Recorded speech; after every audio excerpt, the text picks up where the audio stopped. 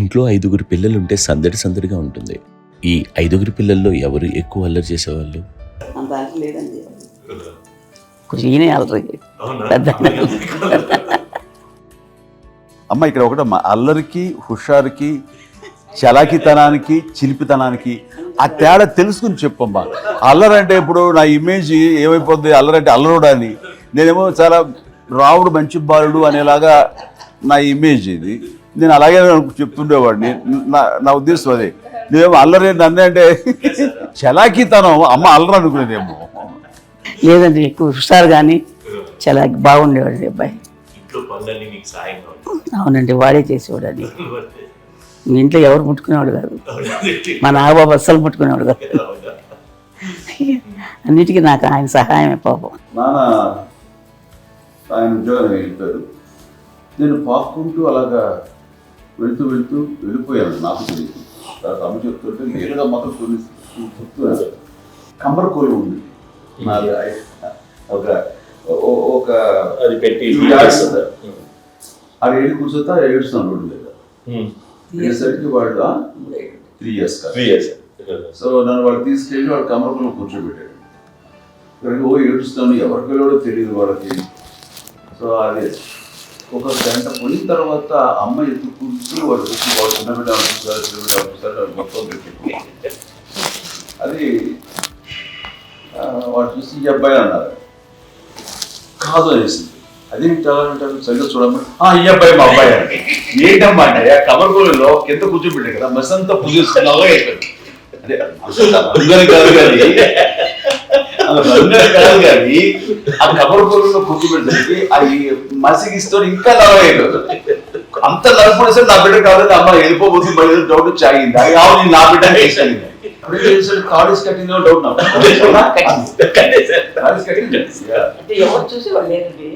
అమ్మేమో అల్లరి అనుకునేదండి. నాకేమో చిన్ననాటి మహాభాగవతం కృష్ణుడి కార్యక్రమం అనుకుంటాను. ఆయన మహానుభావులు అయ్యే వాళ్ళందరికీ ఆ లక్షణం ఉంటుందేమో చిన్నప్పుడు. కొన్నిదల కుటుంబ సభ్యులు మంచి రుచులను ఆస్వాదిస్తారని, మంచి భోజనాలని ఆనందిస్తారని అందరికీ తెలుసు. చిన్నప్పుడు వీరి ఆహారపు అలవాట్లు ఎలా ఉండేవి? ఈదేవి ఎగిరేవి ఇవి ఎవ్రీ డే 2 పూట్ల ఉండాలి. మరి నాగబాబు పాపం ఏముంది, తిన్నట్టు ఇష్టం. మరి అన్ని రకాలుగా నాన్న కోసం చేసి పెడుతుంటే మరి తను అవి ఇష్టపడక ఆ తర్వాత అవి లేకపోతే కోపడక ఎలా ఉంటాడు చెప్పండి. 5గురు పిల్లలు అయినా అమ్మా నాన్నలు కొంతమంది పైనే ఎక్కువ దృష్టి పెడతారు. ఈ 5గురిలో మీరు ఎవరి మీద ఎక్కువ ఫోకస్ పెట్టేవాళ్ళు? కళ్యాణ్ బాబు వాడంటే బాగా, అంటే వాడు ఏది తినేవాడు కాదు అసలు. ఆడికి ఏది తింటాడని ఇప్పుడు వాడికి నచ్చకపోతే, నేనైతే నచ్చకపోతే చాలా గోల్ చేసేవాడిని. అన్నయ్యకేమో చాలా అన్నయ్య ఏది పెట్టినా తినేవాడు, అసలు అడ్జస్ట్మెంట్ తింటానండి. నాకేమో నచ్చకపోతే చాలా గొడవ పెట్టేవాడిని. తిండి ఇది ఒక అన్నం ఇది ఒక కూరలు తను వెళ్ళిపోయేవాడిని. అమ్మకు అమ్మతో తిట్టి నాకు వెజిటేరియన్ ఎనర్జీ ఉండేది, అంటే చిరాకు అనమాట. కళ్యాణ్ బాబు ఏంటంటే తనకి ఇష్టమైన ఫుడ్ ఉంటే తింటాడు సైలెంట్గా, బాగలేకపోతే సైలెంట్గా వెళ్ళిపోతాడు. అమ్మకి ఇదేమంటారు వదిలేమో తన తింటాడు, అది నిశ్శబ్దంగా నిరసన ప్రకటించేవాడు. దాంతో వాడి గురించి చాలా ప్రొటెక్టివ్గా చూస్తున్నాడు అమ్మ. పైగా చిన్నప్పటి నుంచి కొంచెం వాడు వీక్గా ఉండేవాడు, అంత బలమైన ఇది కాదు. దాని తర్వాత కొంచెం అందుకని అమ్మ వాడిని స్పెషల్గా చూసుకునేది. వాడు స్పెషల్ కిడ్ అయ్యాడు ఇంట్లో. మీ అమ్మగారు మీ అక్క చెల్లెళ్ళకి ఇచ్చిన సలహా ఏంటి? అంటే ఇండిపెండెంట్గా ఉండంటారు అమ్మ, ఎవరి మీద డిపెండ్ అవ్వద్దు. నీ పిల్లలు నువ్వే జాగ్రత్తగా పెంచు, ఎవరి మీద చేయకు, డిపెండే పెట్టద్దు అని ఆవిడ మాకు బాగా ఎక్కువ చెప్తుండేది. నాకు కొంచెం టఫ్ టైమ్స్లో కూడా నీ పాటు నువ్వే ఉండాలి, ఎవరి ఇంట్లో ఉండదు, ఎవరి ఇంట్లో ఉండదు, మా దగ్గర కూడా ఉండదు, నీ దగ్గర కూడా నువ్వే ఉండాలి. చెప్పారు చాలా తక్కువ, బట్ నాకు అదే చెప్పేది. ఇండిపెండెంట్ అట్లా ఒకళ్ళ దగ్గర ఉంటే నీ గౌరవం తగ్గిపోతుంది, ఎక్కడ ఉండదు. అది చాలా నాకు చాలా ఇన్స్పైరింగ్ ఉండేది అన్నమాట. అది ఇప్పుడు కూడా అది చాలా హ్యాపీగా అనిపిస్తుంది అని చెప్పింది. అంతే కదా, ఇప్పుడు మనకి ఏదైనా రోగాలు వస్తే మనమే తగ్గించేవాళ్ళు కన్సర్న్ చూపించే డాక్టర్స్ వచ్చి ఉండొచ్చు, కానీ పోరాడాల్సింది మనమే సాగుతుంది. నాకు ఒకసారి కొంచెం ఒక డిప్రెస్డ్ ఇది వస్తాయి ఫేస్ ఒకటి, నేను ఇంకా మా అందరి నుంచి నేను సపరేట్ అయిపోయినట్టు ఒక సిచ్యువేషన్ వచ్చినప్పుడు అమ్మ నన్ను పట్టుకుని I'm there for you yes, ఎవరు నువ్వు అన్న ఎస్ అన్న ఫ్రెండ్స్ కానీ ఎవరైనా సరే ఎప్పుడు కూడా అలోన్గా మటుకు అనుకోకు, నేను ఉన్నాను.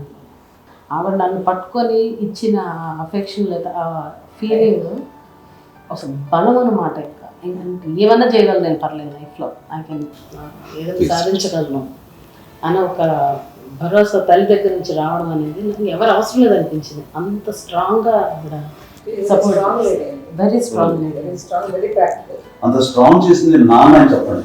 మా పిల్లల విషయంలో మేము కూడా మేబీ అంత స్ట్రాంగ్ కాదేమో, సెన్సిటివ్గా ఉంటాం, కానీ అమ్మ మటుకు చాలా స్ట్రాంగ్గా ఉండి మమ్మల్ని కఠినంగా ఇలాగే ఉండాల్సింది, ఇలా ఉండండి అప్పుడే మీరు నేర్చుకుంటారు. ఇక్కడ అమ్మ పాజిటివ్నెస్ ఇంకో మాట చెప్పాలి అంటే తన బిడ్డలకే కాదు, ఈ రోజున మా రెండో పాప శ్రీజ కూడా తనకి లైఫ్ చిన్న డిస్టర్బెన్స్ వచ్చింది. ఆ టైంలో కూడా తను ఏమందంటే అప్పుడు నాన్నమ్మ దగ్గరికి వెళ్ళాను, తను ఇచ్చిన భరోసా తను ఇచ్చిన మాట వెళ్ళలేని ధైర్యం వచ్చింది. నాకు నాన్నమ్మ దగ్గర ఎక్కువ కూర్చోస్తే కాబట్టి పాజిటివ్ ఫీలింగ్ వస్తుందని నాతో షేర్ చేసుకుంటాను.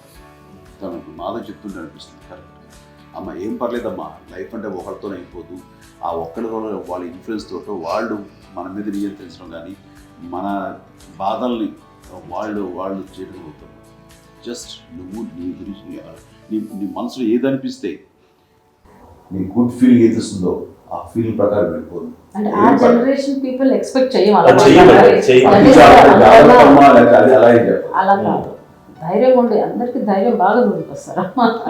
ఫాదర్ కూడా, మా నాన్నగారు కూడా అస్సలు ఎప్పుడు అనేవాడు, ఎప్పుడు మీరు పెట్టే చెయ్యి మీరు ఎప్పుడు పైన ఉన్నది తప్ప తీసుకుని ఎలా ఉండకండి, చేతులు పెట్టుకొని అనే అట్లాంటివి చెప్తుండేవాళ్ళు. అందుకని మాకు ఇండివిజువాలిటీ మాకు బాగా ఎప్పుడు కూడా ఒకళ్ళని అడగడం అని, ఈవెన్ బ్రదర్స్ని అడగాలన్నా కూడా మాకు అది పడిపోయింది మైండ్లో, కష్టపడ్డాయి. సో నాకు అంటే ఆవిడ మా అమ్మ ఏదన్నా కొంచెం డిప్రెస్ అయినా నేను చాలా ఎక్కువ అమ్మకి షేర్ చేసుకుంటే, అన్నయ్య కూడా లేడు, అన్నయ్య ఉన్నప్పుడు ఓకే, లేనప్పుడు నేను ఎక్కువ షేర్ చేసుకునేవాడిని. బట్ ద బెస్ట్ థింగ్ మా అమ్మ దగ్గర నుంచి హగ్ అండి. ఈరోజు కూడా మా అమ్మని హగ్ చేసుకోకపోతే అంటే అది నాకు మా అందరిలోనూ, అంటే ఆవిడ పెద్ద చదువుకున్న వ్యక్తి కాదు, పెద్దగా నా ఎక్స్పోజర్ కాదు, కానీ ఇవాళ అన్నయ్య కానీ విజయ, మాధవి, నేను, కళ్యాణ్ బాబు ఈ రోజుకి టుగెదర్గానే ఉంటాం. మేబీ మాకు కొన్ని విషయాల్లో నాకు మా మాధవ్కి డిఫరెన్స్ ఆఫ్ ఒపీనియన్స్ ఉండొచ్చు, మా చెల్లికి మా అన్నయ్యకి అట్లా ఉండొచ్చు, కానీ ద ఇన్విజిబుల్ బాండ్ ఏజ్ మా అమ్మ ఇచ్చింది, ఆ లవ్ అండ్ ఎఫెక్షన్, హగ్, అవన్నీ ఆవిడ నాన్ వెర్బల్ అడ్వైజ్ ఏంటంటే అందరూ అలా కలిసి ఉండాలనేది ఆవిడ నుంచి మేము నేర్చుకున్నామండి. అది ఇట్స్ ఇస్ నాట్ వర్డ్లీ, అది నోటి మాట కాదు, అది వెర్బల్గా కాదు, నాన్ వెర్బల్గా చెప్పినటువంటి ఇది. సో అందుకని అది మాకు గొప్ప, మేమందరం ఇప్పుడు అలా ఉండడానికి కారణం, అంత కలిసి ఉండడానికి కారణం, మెయిన్ కారణం మా అమ్మ అండి. అది సో అందరూ ఉండాలనేది మా అమ్మ అడ్వైస్. ఇప్పుడు కూడా నేను ఎప్పుడైనా ఏదైనా ఫీల్ అయినా, అన్నయ్య ఫీల్ అయినా, లేదు నాన్న అట్లా వదుకు, ఇట్లా ఉండండి, ఇట్లా ఉండి, ఇప్పటికీ చెప్తుంది. మేము ఎవరైనా ఎప్పుడైనా మా చెల్లితో గొడవపడ్డా అనుకోండి, నేను అట్లా అనకరా అని, ఎట్లాగా అంటే లేదులేమ్మా ఏదో అన్నాను కానీ ఫీల్ అవ్వకమ్మా, మేమందరం కలిసి ఆవిడని అసలు టెన్షన్ పెట్టవండి మేము.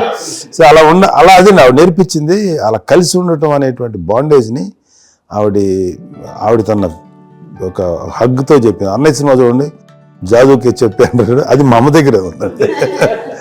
శంకర్దాదాలో చెప్తాడు చూడండి.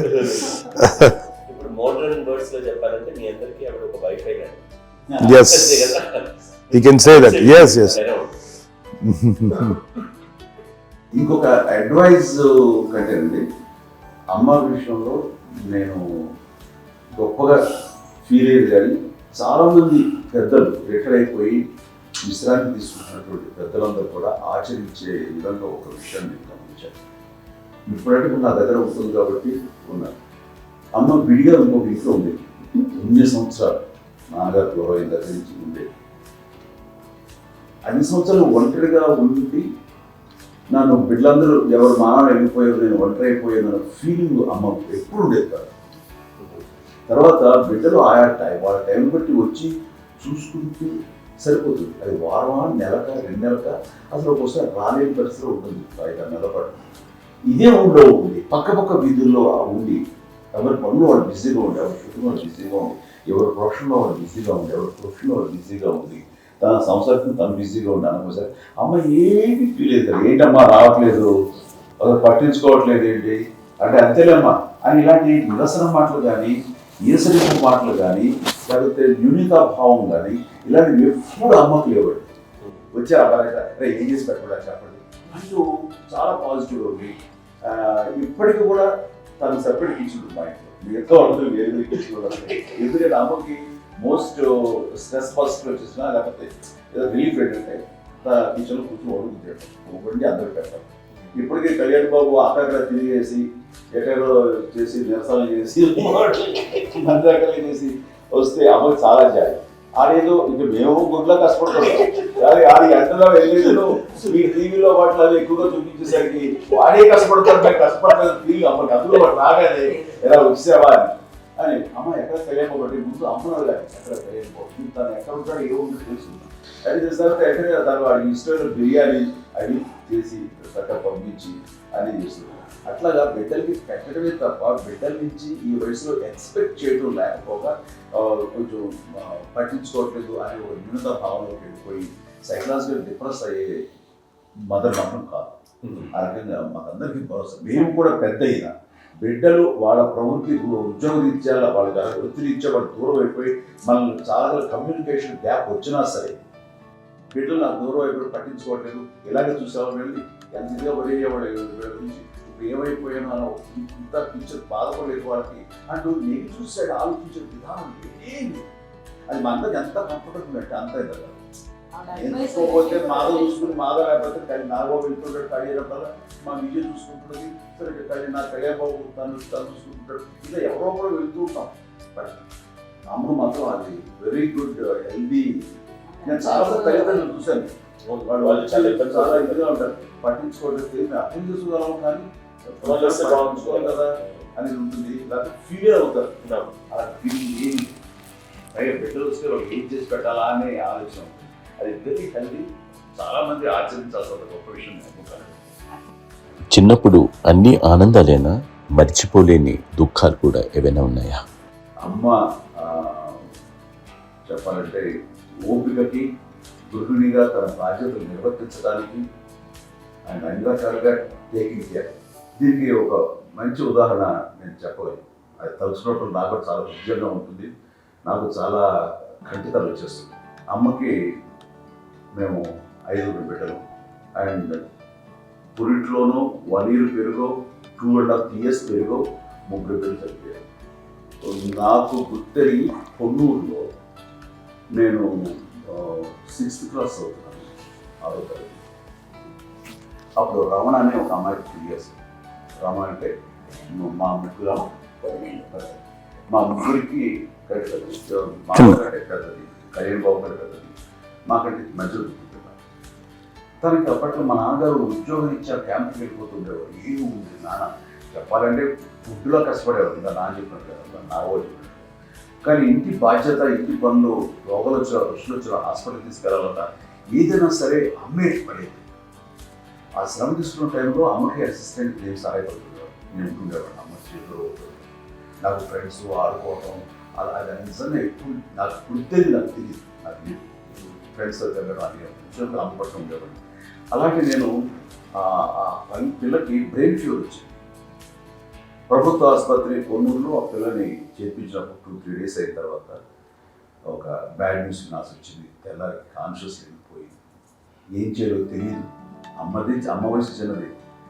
ఇద్దరు తీసుకుని ఆ బిడ్డని నేను ఒళ్ళో పెట్టుకుని శవాన్ని డెడ్బాడీ రిక్షాలో ఇంటికి వెళ్ళడం ఇప్పటికీ నాకు గుర్తు. ఆ విజువల్స్ అని నాన్నకి తెలియదు ఏ విషయం, నాన్న ఎప్పుడు వస్తారో తెలియదు, ఎలా కమ్యూనికేట్ చేయాలో తెలియదు. అది తీసుకుని వెళ్ళిన తర్వాత ఇంట్లో గొడవ పెడుతుంది. ఏం చేయలేదు. చుట్టుపక్కల ముస్లిం సోదరులు ఉండేవాళ్ళు, ఫ్యామిలీస్. అక్కడ మసీదు, పొన్నూరు మసీదు పక్కన మా ఇంట్లో ఆనుకుని ఆ ఇంట్లో అందరూ వచ్చి చూసేవాళ్ళు, వాళ్ళే హెల్ప్ చేసేవాళ్ళు. ఏం చేయాలో తెలియదు, నెక్స్ట్ రిచువల్స్ ఎలా చేయాలో, గర్భకాండ ఎలా చేయాలో తెలియదు. తను చిన్నది, మిగతా అందరూ పరిసరులే. సో చేయాలి అలాంటి పరిస్థితుల్లో అటమ్మీ వచ్చినప్పుడు చుట్టుపక్కల వాళ్ళు వీళ్ళు వచ్చి చేయాల్సిన కార్యక్రమాలు చేశారు. ఆ సమయం నాకు ఎక్కడో కమ్యూనికేట్ చేసి డిపార్ట్మెంట్ ద్వారా నాన్న వచ్చేసరికి అన్నీ అయిపోయింది. ఇప్పటికీ అది నాకు మేము ఎన్ని కృషిలో ఎన్నుకుంటున్నామంటే ఎలాంటి ఇది లేకుండా జాగ్రత్త అనే ఒక హెచ్చరికలాగా చేస్తూ అండ్ చాలా సపోర్ట్ చేస్తాను. కానీ ఇప్పటికే నాకు ఎంత నమ్మకం నేను ఏ నిర్ణయం తీసుకున్నా మరో మాట అంటే తనకి హాస్పిటల్ పెద్ద ఫోబియా. నేను ఎక్కడికి వస్తున్న హాస్పిటల్ మొదట రాదని. ఈ మధ్యకాలంలో సరే అమ్మకు మోకాల ఆపరేషన్ జరిగింది. అమ్మ నువ్వు అంత కుంటుతో బాధపడుతున్నావు, అసలు ఈ రోజులు వచ్చిన మెడికల్ అడ్వాన్స్మెంట్ నీకు అసలు ఏ బాధ తెలియకుండా మోకాల ఆపరేషన్ రీప్లేస్ చేస్తారు అని వీళ్ళందరూ చెప్పాలి భయపడతాను. ఎందుకంటే ఫస్ట్ ఎలా నాకు సపరేట్ అవుతాను ఎలా చెప్పాలి తెలియదు. ఒక్క వీళ్ళంతా కలిపి నీ మాట వింటుంది, ఎవరి మాట మీద నువ్వు చెప్తే వింటుంది. సరే వీళ్ళు చెప్పారు అంతే. ఏదో 4 పావు ముందు నువ్వు చెప్తే ఎలా ఉన్నారు సరే ఇష్టం రా లేదులేమా ఊరికి పర్లేదు అని మళ్ళీ ఇంటికి వచ్చాక మళ్ళీ ఒక తెప్పించి మిషన్ తెప్పించి మళ్ళీ టెస్ట్ చేశారు. చేయించి అందరూ బాగుంది ఏమి లేదు అన్న తర్వాత ఒక్కరు ప్రస్తుతం పడ్డాడు. మాకు ఏదో ఉంది మామూలు టెస్ట్ చేయించాలని చెప్పి శ్రద్ధ ఎక్కువ. మీ పిల్లలకి సంగీతం డాన్స్ నేర్పించారని నేను, అది నిజమేనా? తనకేమో డాన్స్ నేర్పించడం కాదు, అది నేర్చుకోలేదు. నాకు వచ్చేసి ఇప్పుడు డాన్స్ స్టార్ట్ ఎదిగారంటే మా పెద్ద చెల్లి విజయం కారణం. అప్పుడు తనకి 5 ఏళ్ళు, నాకు 9 ఏళ్ళు ఉంటాయి. 10-11 ఏళ్ళు ఉంటాయి నాకు. బాపట్లనా? సో బాపట్ల చాలా చిన్నది, 5 ఏళ్ళు. నాకు ఒక 11-12 ఏళ్ళు. తను తీసుకుని గోడ మీద పెట్టుకోవడం అలా కూర్చొని చూస్తుండేవాడు. కూర్చుంటే అది నేర్చుకుంటుంది. నేను మానసికంగా నేర్చేస్తున్నాను. ఇప్పటికీ ఆ స్టెప్స్ ఏమి చేస్తాను అంతే. ఇప్పుడు దాని తర్వాత ఇంకోటి ఏంటమ్మా నమో నమో ఇన్ని ఉన్నాయి సాంగ్స్ నేను నేర్చేస్తున్నాను అన్నమాట.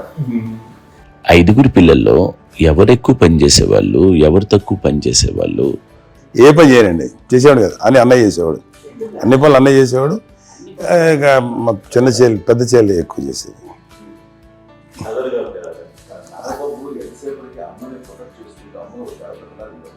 అదే అబద్ధం అండి, అది అన్నయ్య నన్ను గౌరవంగా మాట్లాడుతున్నారు కానీ అన్నయ్య అవుట్ ఆఫ్ ప్రొటెక్షన్ మాట్లాడుతున్నారు కానీ అవుట్ ఆఫ్ మాట్లాడుతున్నారు కానీ అసలు ఎప్పుడు ఏ పని చేయలే. లేదు ప్రామిస్ అండి, ఏ పని చేసేవాడు కాదు.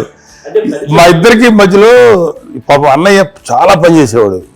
ఎంత పని చేసేవాడు, నేను ఇచ్చిన తర్వాత మళ్ళీ నాకు ఏదైనా చిన్న పని చెప్తే అది కూడా నువ్వే చేయనివ్వండి. ఆ కోపం వచ్చి ఒకడు కొట్టేవాడు. కొడితే కోపం వచ్చేది తప్ప వెళ్ళేవాడు కాదు. అమ్మకి ఎప్పుడు ఏంటంటే ఒక ఇదే పని చేయడని, అంతే. నిజంగా ఏ పని చేసేవాడు కాదు. లేదు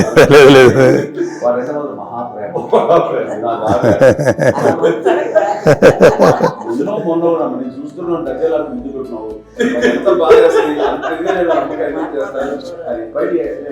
ఆర్టిస్ట్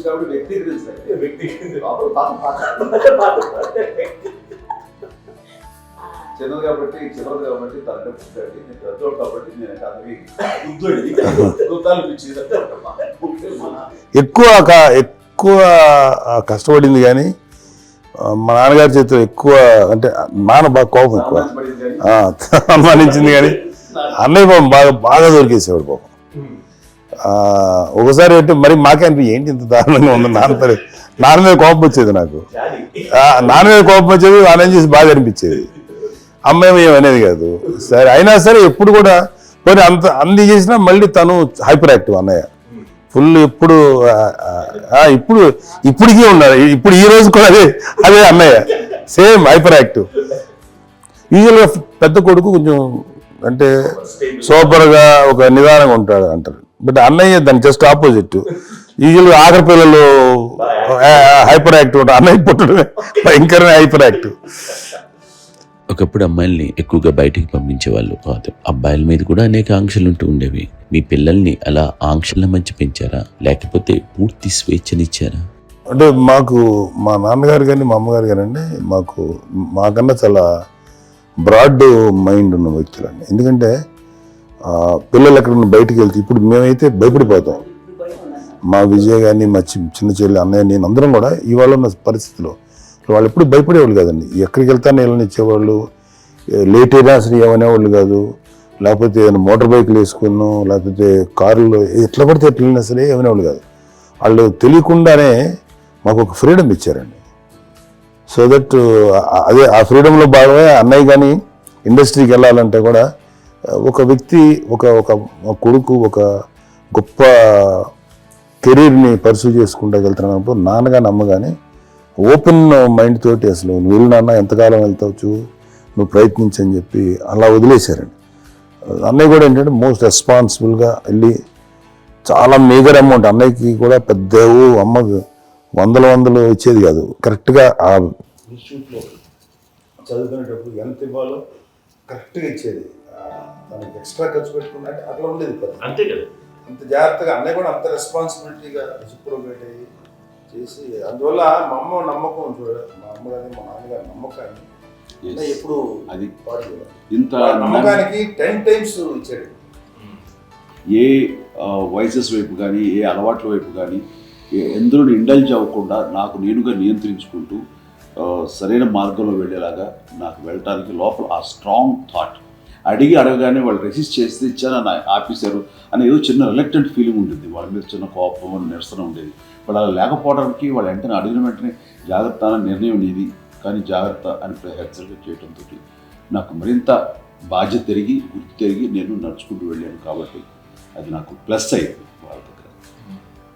అంటే మదర్ అంటే తల్లి అనే కాదు, మదర్ ఫీలింగ్ ఎవరిచ్చినా సరే అది నానైనా తల్లితో సమానం అనుకుంటాను. నాగబాబు చెప్పినట్టుగా అట్లాగా అలసిపోయి వచ్చిన నాకు కాళ్ళు నొక్కుతుంటే నాకు భయం వేసేసేది. ఆ తర్వాత పడుకో గలవాయించేవాడు, అది కూడా కోపంగా. అంటే ఉదాహరణ అంటే మళ్ళీ అదే నాకు వీళ్ళు తిడతారు, ఎందుకు కాపు పడుకుంటే ఎక్కడ నిద్ర వస్తుంది నాన్న అనుకుంటుంటే. సో ఆ రకంగా నాన్న తన ప్రేమను చూపిస్తుంటారు. ఆ తర్వాత గోండా టైంలో కూడాను నేను ట్రైన్ కింద వెళ్తుంటే నాన్న అక్కడే ఉన్నారు, రాజమండ్రి దగ్గర ఆ ప్రాంతంలో షూటింగ్. ఆయన చాలా కోపం చేస్తుంది, ఇలాంటి చేస్తుంటావు నువ్వు, ఏదైనా అయితే ఏంటి అనేది చెప్పి. ఏం పర్లేదన్నా, ఏమవుతుందో అన్ని రకాల సేఫ్టీ అన్ని రకాల జాగ్రత్త తీసుకున్నావు. ఈ రోజు ఉన్న సేఫ్టీ అప్పుడు లేదు. అయినా సరే రేపు పొద్దున నీ కొడుకుడు ఇలాంటి పరిస్థితుల్లో నీకు తెలిసి వస్తారు అప్పుడు అనేవాడు. ఎన్నిసార్లు ఆ మాట అనేవాళ్ళు. నాకు నిజంగానే మగధీర టైంలో గుర్రం ఎక్కుని ఆ రోడ్డు మీద పడిపోయాడు అని అన్నప్పుడు నాకు ఆ ఫస్ట్ టైం ఆ ఫీలింగ్ కలిగింది. అలాగే పీటర్ హెయిన్స్ అనేవాడు ఫస్ట్ మగధీరలో జంప్ చేస్తాడు, మోటార్ బైక్ జంప్ చేసినప్పుడు ట్రైన్లో పీటర్ హెయిన్స్ అంత హైట్ నుంచి 20 feet 25 feet హైట్ నుంచి పడిపోయి మొత్తాన్ని బోన్స్ ఇరగొట్టుకుని వాడు 7 నెలల పాటు 1 year పాటు హాస్పిటలైజ్డ్. అది వీడైతే ఏమో తలుచుకుని భయం వేసేసేది. అప్పుడు నాన్న గుర్తుకొచ్చేవాడు, ఓహో వాళ్ళ టెన్షన్ ఇంతే లేవు, మనకి మన కొడుకు వస్తే తెలియదు ఈ మా నాన్న ఎప్పుడో అన్నారని అనిపిస్తుంది. Sweet memories. మరి అత్త కోడళ్ళ మధ్య అనుబంధం ఎలా ఉంటుంది? సురేఖ్ గారితో మీకున్న అనుబంధం గురించి చెప్తారా? మాకండి కోడలు కాదండి, నా కూతురండి. అంత బాగుంటాం మేమిద్దరం కూడా.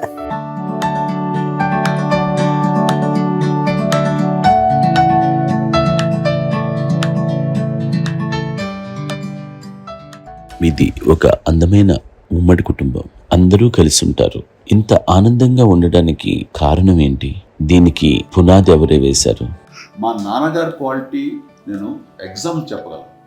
అమ్మ వాళ్ళ ఇంట్లో పెద్దది, వాళ్ళ నాన్నగారు అంటే మా తాతయ్య గారు ప్రొహిబిషన్ డిపార్ట్మెంట్లో సిఐగానే ఎస్ఐగానే చేశారు. ఏదో మా ఇన్స్పెక్టర్ సిఐ చేసి ఆయన కాలం చెందారు. చాలా ఎర్లీగా 48 years చచ్చిపోయారు. 40 చచ్చిపోయారు. 40 చనిపోతే ఆయనకి అప్పటికి అమ్మ కాకుండా 4 బిడ్డలు. అమ్మ తర్వాత అబ్బాయి తర్వాత 3 ఆడతారు. వాళ్ళు ఏంటంటే రాకరావిడి నాగబాబు కంటే కూడా చిన్నమ్మ, అది ఆ వయసు అంత చిన్నవాడు. అమ్మ మా పిన్నమ్మ మాకంటే చిన్నవాడు. అలాంటి పిన్నమ్మల్ని ఆయన వీళ్ళ నాగ చనిపోయిన తర్వాత తన ఫ్యామిలీ అంతగా నాన్న పెంచారు. నాన్న కూడా అరాకురా శాలరీ మీద బతికేదే తప్ప కూడా కాదు. సో తనకు మిగిలిన దాంట్లో మళ్ళీ ఆ ఫ్యామిలీని చూసుకోవటం, మా అమ్మమ్మని చూసుకోవటం, వాళ్ళ మంచి చెడు చూసుకోవటం. వాళ్ళకు ఇల్లు మాత్రం ఉంది మొగల్తూరులో. ఆ ఇంట్లో వాళ్ళు అద్దెకు వస్తే ఆ కొంచెం డబ్బు నానిచ్చే డబ్బు, అక్కడ పొలం కొనిచ్చారు, ఆ పొలం ఇచ్చే డబ్బుతోటి అంతా బాగా చూసుకోవాలి తన ఫ్యామిలీ లాగా. కాబట్టి ఆ నాన్న ఫస్ట్ సూత్రధారి, అమ్మ కూడా ఫ్యామిలీ బాండింగ్ టుగెదర్నెస్ అనేది స్ట్రాంగ్గా ఉండటానికి నాన్న ఏర్పాటు చేసినటువంటి బీజం. అది అమ్మ కంటిన్యూ చేస్తుంది. మేము ఇవన్నీ చూసి మేము నేర్చుకుని మేము టుగెదర్. అందునే we are very rich in terms of emotional bonding. ఇప్పటికీ వాళ్ళ ఏ కష్టం వచ్చినా, ఎవరికి ఏది ఇబ్బంది వచ్చినా సరే మొత్తం అందరం గుంపుడిపోతాం. ఏ లెవెల్గా వెళ్ళిపోయి మోర్ సపోర్ట్ చేస్తాం. అంటే వీ డోంట్ ఎక్స్పెక్ట్ ఇంకే అంతను చేయకూడదు. ఎస్, ఒకరినొకరు భరోసా. అది మా ఫ్యామిలీలో వెరీ స్ట్రాంగ్ అని చెప్పాలి. పెద్దవాడు కాబట్టి అవకాశం నాకు వచ్చింది కాబట్టి అమ్మ, ఇది ఎప్పుడు ఎవరు కొన్ని విషయాలు నాగబాబు మాకు సపోర్ట్గా ఉంటాడు. నాగబాబు ఉండి వాడు ఉంటాడు భరోసా. అలాగే ఆడపిల్లలు. మీ అందరిలోనూ అమ్మని ఎవరు ఎక్కువ జాగ్రత్తగా చూసుకుంటారు? ఎందుకంటే ఎగ్జాక్ట్లీ. మేము కూడా గమనించలేని సున్నితమైనటువంటి ఇష్యూస్ లైక్ హెల్త్ విషయం కానీ, అమ్మ మూడు కానీ, అన్నయ్య అంత క్యాజువల్ అంత బిజీ ఉన్నాడు, ఒక అమ్మాయి అలాగే చాలా చిన్న చిన్న విషయాల్లో కూడా చాలా మెడికల్ ఇంట్రెస్ట్ మాకు కాన్షియస్. అన్నయ్య ఉన్నాడు, అన్నయ్య దగ్గర ఉంది అమ్మ అంటే ఇంకా ఎక్కువ రిలాక్స్ అయినా వచ్చాక మేము అందరం చాలా కంఫర్ట్ అయినా. ఎప్పుడు ఎవరు కొన్ని విషయాలు నాగబాబు మాకు సపోర్ట్గా ఉంటాడు. నాగబాబు ఉండి వాడు ఉంటాడు భరోసా. అలాగే ఆడపిల్లలు. ఇట్లా ఒకరినొకరు అంటే కాంప్లిమెంటింగ్ టు ఈచ్ అదర్. ఎవరి ఒక్కరు కాదండి, అది వాళ్ళు అందరూ చూపించే ప్రేమగా నేను చెప్పగలను. కానీ బట్ దీని అందరూ సూత్రధారి నాన్న తర్వాత అది అమ్మ మెయింటైన్ చేస్తారు. ఇప్పుడు అమ్మ నా ఇంట్లో ఉంది అంటే మనవాళ్ళు వస్తారు, మనరాళ్ళు వస్తారు, ఆడబిడ్డలు వస్తారు, వెలుబిడ్డలు వస్తారు, ఇల్లు ఎప్పుడు కలగల ఆడడానికి కారణం అమ్మ. అది మేమందరం ఆచరిస్తుంటాం పండగలకి, పబ్బాలకి. అది నిన్న మొన్న నాగబాబు వచ్చి చాలాసేపు కూర్చున్నాడు. నేను ఇంట్లో లేకపోయినా వచ్చి నాగబాబు కూర్చొని టైం స్పెండ్ చేసి వెళ్ళిపోతుంటాడు. అలాగే చెల్లెలు ఇద్దరు ఆల్మోస్ట్ ఎవ్రీడే మాధ వస్తుంటుంది, తను కూడా వస్తుంది. నిన్న సాయంత్రం కూడా వచ్చి ఉంటుంది. అమ్మా మధ్యాహ్నం వచ్చి కదా వచ్చి ఇక్కడే భోజనం చేసుకో అలా ఉంటుందండి. ఈ తరం వాళ్ళకి మీరు ఇచ్చే సలహా ఏంటి? కలిసి ఉంటే బాగుంటుందండి. పిల్లలు తల్లిదండ్రులకి ఇంకా అక్కడేళ్ళు తమ్ముడు అందరూ కలిసి ఉంటుంది. అన్నీ అంతా సంసారం నిలబడుతుంది. లేకపోతే ఏముందండి, ఇక్కడ వెళ్ళిపోతారు. విడిపోతే ఎక్కడ పడిపోవాలి అంతే. ప్రేమలు ఇప్పుడు లేవండి, తగ్గిపోయింది చాలా మటుకు. ఏదో ఇంకా వాళ్ళ పనులు చేసుకోవడం ఏదో జరిగిపోతూ ఉంది అనుకోండి. అంత ప్రేమలు ఎక్కడ లేవండి ఇప్పుడు ఈ రోజు. అంటే ఒకప్పుడు ఒకరికి ఇంకొకరు భరోసాగా ఉండేవాళ్ళు. అంటే ఎందుకంటే వీళ్ళ పెద్దనాన్నగారి పిల్లలు కూడా ఆయన చూసేవారు. మా నాన్నగారు అన్నయ్య వాళ్ళ బిడ్డలు కూడా పెళ్లి ఉన్నారు. వాళ్ళు కూడా అమ్మే, వాళ్ళ ఆడపిల్లలు కూడా అమ్మే. చూడండి నాన్న ఎట్లయితే తన చెల్లెలు చూసుకున్నారో అట్లయితే నాన్న తరపు అమ్మగారి పిల్లలు వాళ్ళు చనిపోయారు తెలియాలి. వాళ్ళ బిడ్డలకి పెళ్లిళ్ళు పేరెంటాలు అన్నీ చేసింది అమ్మాయి. అమ్మలా చేసింది కాబట్టి అది మాకు మార్గదర్శకం ఉంది.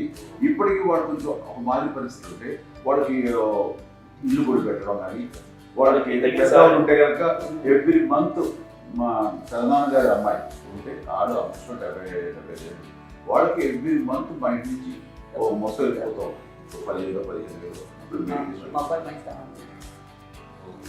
ఎన్నో సంవత్సరాలు వెళ్ళిపోతాను బ్యాంక్ అదంతా కూడా మా పెద్దలు తెచ్చినది. వాళ్ళు కూడా వచ్చి అమ్మ అంతా ప్రేమగా చూస్తారు, ఇష్టంగా చూస్తారు. అమ్మ ఇందాక చెప్పినట్లు ఇచ్చే మెసేజ్ ఏంటన్నది అమ్మ మాటలో చెప్పాలంటే బంధాలు బాంధవ్యాలు అన్నది ఎనలేని ఆస్తిపాస్తులు. సో ఎలాగైతే డబ్బు ఎంత సంక్రమించింది, ఎన్ని ఆస్తులు వచ్చాయి ఫిజికల్గా అనే దాని మీద కంటే కూడా ఇవి ఆస్తిగా తీసుకుంటూ దీన్ని విలువ ఎరిగి గుర్తెరిగి దాని ప్రభావం తెలుసుకుని అది కనుక మనం ఇచ్చిపుచ్చుకుంటే ఫ్యామిలీలో అంటే దాన్ని ఇచ్చినటువంటి గొప్ప సంపద ఉంటుంది. కష్టాలు వచ్చినప్పుడు డబ్బు తీరుస్తుంది కాదండి, కష్టం వచ్చినప్పుడు ఒక భుజం తీరుస్తుంది, ఒక చేయూత తీరుస్తుంది. అది మన బ్లడ్ రిలేషన్ మనలో మనకి అది ఉండటం అనేది అదృష్టంగా ఫీల్ అవుతుంది. ఇలా ఒకసారి అమ్మ చూస్తే ఇండియా చూస్తుందంటే అది ఎవరి ద్వారా సంక్రమించడానికి తన ఆ చెట్టు కొమ్మగా కాబట్టి ఆ చెట్టుకే మనం ఆపాదించాలి. ఎక్కడో మామూలుగా ఉండాల్సిన వాళ్ళు ఈ రోజున ఈ స్థితిలో ఉన్నాము, ఇంతమందికి లైఫ్ రావటానికి దోహదపడ్డాము. ఇంతమంది కలిసికట్టుగా ఉండటానికి ఇదైంది. అమ్మని చూస్తుంటే నాకు ఏమనిపిస్తుందంటే అబ్బా ఇలాంటి జన్మం మనకు ఎవరికైనా ఉంటుందా? ఇంతమంది మనుషుల చేత కలవబడేవాళ్ళు, ఆరాధింపబడేవాళ్ళు, అభిమానించబడేవాళ్ళు, ఇంతమంది నా నా వంశమా, నా సంపద అని అమ్మ ఫీల్ అంత గొప్ప ఫీలింగ్ ఎవరికి ఉంటుంది? మా చెల్లెలు కూడా వస్తుందని అనుకోవట్లేదు, సూర్య కూడా ఉంటుందని అనుకోవటం లేదు. అలాంటి గొప్పగా ఇది. అండ్ ఆ రకంగా షీఈ్ వెరీ చాలా గొప్ప జన్మం. అమ్మకి చిన్న మానసికంగా చిన్న ఏదో ఒక డిప్రెషన్ ఏదో వచ్చింది. ఏదో నాన్న గుర్తుకొచ్చో, నాన్న లేరన్నో, లేకపోతే వాళ్ళ అమ్మగారు కూడా అదే టైం చనిపోయారన్నో, తన దగ్గర ఉంటారు ఏదో ఉన్నప్పుడు మేము అందరం సపోర్ట్గా ఉండి రా మా పొలాలు నా దగ్గర ఉంది అని చెప్పి సపోర్ట్లో అమ్మ వేరే ఉంటుంది. ఉన్నప్పుడు ఒకటే మాట, అమ్మ నీలాంటి గర్భం అంటే అంజనమ్మదే గర్భం అని బయట ఎన్నోసార్లు నా ఫ్రెండ్స్ కానివ్వండి, బయట కానివ్వండి, కొన్ని సందర్భాల్లో మీటింగ్లో కానివ్వండి, స్పీచెస్లో కానీ అన్నవాళ్ళు ఎంతోమంది అన్నారు. వాళ్ళు ఆ మాట అంటే రీజన్ తెలుసా నీకు? కోటాను కోటల్లో ఎంతమంది తల్లులకు మీకు వచ్చిన అదృష్టం, నీకు లభించేటువంటి వరం ఎవరు లభిస్తున్నారు? బిడ్డలు ఎంతోమంది చేత కొనియాడబడుతున్నారు, ఎంతోమందికి సహాయపడుతూ ఆ రకంగా వాళ్ళందరి యొక్క ఆశీస్సులు పొందుతున్నారు. అండ్ ఎంతోమందికి నిరంతరం హెల్ప్ చేస్తూ వాళ్ళ ఎదురు చూసుకుంటున్నారు. అవి ఆ భగవంతుడు మీరు చేసిన పూజలో ఉన్న ఆ భగవంతుడు మన నెక్స్ట్ తరాలకు కూడా మనకి ఇలాంటిది వారసత్వంగా ఇస్తూ అదే రకంగా కొనసాగించేలాగా మనకు అదృష్టాన్ని ఇచ్చారు. ఇంతమంది ఎవరు మీ నుంచి వచ్చిన వాళ్ళే, మీరు ఎంత గొప్ప గర్భం, ఎంత గొప్ప జన్మ అనేది. వాటికి నువ్వు ఇలా అవ్వలేదు. ఎంతసేపు మీరు హై లెవెల్లో ఉండాలి ఫీలింగ్స్గా నువ్వు కానీ. అంటే నువ్వు ఇలాగా ఉండిపోవడం మాట చెప్పినప్పుడు ఇది నీది కాదు, నాది కాదు, నువ్వు నమ్ముకున్న భగవంతుడు నీకు ఇచ్చింది అనుకుంటావు కదా నువ్వు. ఆ భగవంతుడి కృతజ్ఞత తీర్చుకునేలాగా ప్రతిరోజు ఆయన ధ్యానించు, ఆయన పూజలో ఉండు, నీకు ఆయనే ధైర్యం ఇస్తాడు. అంతేగాని నువ్వు నెగిటివ్ సైడ్ ఆలోచించకమ్మా. మా అందరికీ పాజిటివ్నెస్ ప్రివేల్ చేసిన దానివి, ఇచ్చిన దానివి, అందించిన దానివి. అలాంటి నువ్వు నెగిటివ్ వైపు వెళ్ళిపోకూడదు అనుకుంటే అంతే, మళ్ళీ అటుపక్క ఎప్పుడు వెళ్ళలేదు. ఆంజనేయ స్వామి భక్తి ఆయనలో ప్రవేశపెట్టి చెప్పాలంటే ఆయనకి నేను నన్ను దేవుడు ఇంట్లో నేనే ఇంట్రడ్యూస్ చేశాను మా నాన్నకి. నానంత ప్రగాఢంగా నమ్మి ఆయన దాని లబ్ధి పొందారు. ఆయన అందులో మమ్మల్ని మించిపోయిన స్టేజ్కి వెళ్ళిపోయారు. ఆయనతోటి ఆంజనేయ స్వామితో ఇంటరాక్ట్ అవుతూ అట్లా ఆయన నమ్ముకుంటుంది. ఆయన నానంటారు అంతా నా గురువు, నా పెద్ద కొడుకే, పెద్దోడే గురువు.